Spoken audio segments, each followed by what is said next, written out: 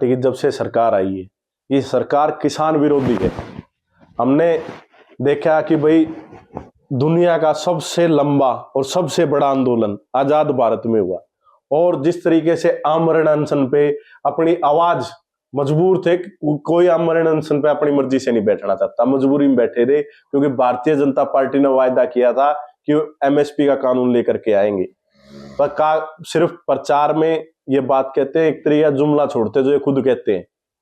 आज एमएसपी पे हरियाणा में कोई फसल नहीं बिक रही, तो एक अपनी आवाज उठाने का तरीका प्रजातंत्र में यही होता है। मगर जो इनकी सरकार है ये उसे दबाने का काम कर रही है। सरकार किसानों के पहले भी खिलाफ थी और ये किसान विरोधी चेहरा है। अभी तक भारतीय जनता पार्टी के पास कोई ऐसे काम नहीं है जो भारतीय जनता पार्टी गिनवास के। ये पुल भी कांग्रेस के समय शुरू हुआ था और प्रोटोकॉल के हिसाब से एमपी साहब को यहाँ बुलाया जाना चाहिए था, क्योंकि हिसार के वो एमपी है, उनके समय ये मंजूर हुआ था। मगर जब से भारतीय जनता पार्टी आई है, इसने एक नया काम, आज जो हिसार में जब मुख्यमंत्री जी आए थे, उन्होंने कहा हमने आईआईटी बना दी, आईएम बनवा दिया। शुक्र है इन्हें याद तो है। इनसे पहले जो मुख्यमंत्री थे वो तो ये कह गए थे आप पे तो एक भी आईएमटी नहीं है, आईएम्स नहीं है। फिर उन्हें याद दिलाया था भाई रोहतक में भी है। तो भारतीय जनता पार्टी के लोग सिर्फ और सिर्फ मशीन की वजह से सरकार में आए।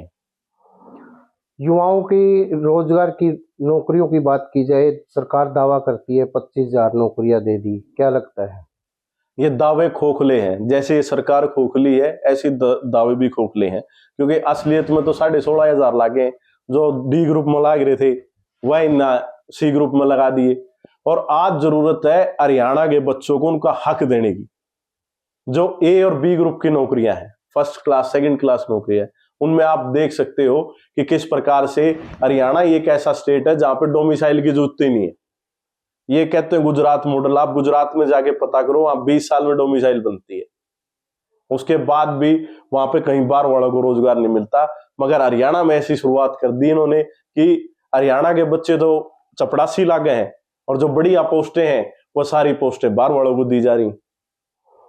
डेंगू को लेकर क्या कहोगे? पूरे प्रदेश में फैल रहा है जो, ये सिर्फ और सिर्फ सरकार की नाकामी है। ना तो सरकार ने जो विभाग है उनको आदेश दे रखे फॉगिंग कराने की, और एक तरीका ये बन गया है भाई जो सरकार वाले हैं उनको कहते हैं भाई अधिकारियों ने कुछ नहीं किया, काम कराना तो सरकार का काम था। आज ये सरकार ऐसी सरकार है जो सिर्फ और सिर्फ दावे कर रही है, खोखले वादे करती है, काम धरातल पे नहीं हो रहा। जैसे कांग्रेस संगठन ना होना, क्या लगता है कि आपकी सरकार इसलिए नहीं बनी और अभी तक संगठन नहीं बना, क्या कहेंगे? संगठन अभी जल्दी तैयार हो जाएगा। कांग्रेस का हर जो कार्यकर्ता है, साथी जो कांग्रेस के साथ जुड़ा हुआ है, वो अपने आप को संगठन का हिस्सा मानता है और काम करता है। अगर जो संगठन की कमी होती है तो 39.6% वोट कांग्रेस पार्टी को नहीं मिलते। अभी आने वाले जल्दी ही कांग्रेस का संगठन भी बन जाएगा। मैं तो ये देखता हूं कि भारतीय जनता पार्टी क्या कर रही है।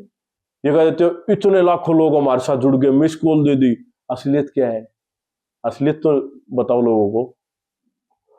तो कलायत को लेकर जैसे क्या क्या प्रमुख समस्याएं, क्या आपने समस्याएं उठाई भी थी आगे विधानसभा? हमने जैसे विधानसभा में मैंने कलायत के बारे में उठाया था, भाई सबसे बड़ी जरूरत होती है पानी की, पीने के पानी की और सिंचाई के पानी। जो प्रोजेक्ट्स जब चौधरी जयप्रकाश जी एमएलए होते थे उन्होंने पास करा दिए थे, वो आज तक पूरे नहीं हुए। मैं आपके माध्यम से, मीडिया के माध्यम से लोगों में सरकार से पूछना चाहता हूं कि क्या वो प्रोजेक्ट पूरे होंगे या नहीं। मैंने विधानसभा में भी पूछा था। ऐसे ही जो बनकर तैयार थी, हमारे कलायत में एक महाराणा प्रताप पैलेस है जिसको उस समय मंजूर हुआ था। आज 11,000 रुपए में कोई भी वहां पे शादी कर सकता है। आपको पता है एक बैंकेट में 2-2.5 लाख रुपए लग जाए, लोगों के पैसे बचते हैं। ऐसे भगवान परशुराम जी के नाम से एक बैंकेट था जो आधा तैयार हो गया था, आज एक जो तैयार हुआ था उससे भी टूटने लग रहा है, उसकी जर्जर हालत होने लग रही है। बजाय उसे कंप्लीट कराने के उसकी फंडिंग भी रोक दी गई है। तो ऐसे जो पाइपलाइन में प्रोजेक्ट्स थे बहुत सारे, वाटर और सीवरेज के थे राजौंद के, वो भी इन्हें बंद कर दिए। जहां पर कॉलेज बनाना चाहिए वहां तो जहां कॉलेज बनाना चाहिए वहां एसटीपी बना रहे हैं, और जहां कॉलेज ये बनाने की सोच रहे हैं वो बहुत दूर है। लड़कियों का कॉलेज है, वो पास होना चाहिए ताकि लड़कियां आराम से आवागमन हो सके वहां से। किरण चौधरी ये कहते हैं कि जो कांग्रेस पार्टी है बाबू बेटा की पार्टी रह गई है, क्या कहेंगे?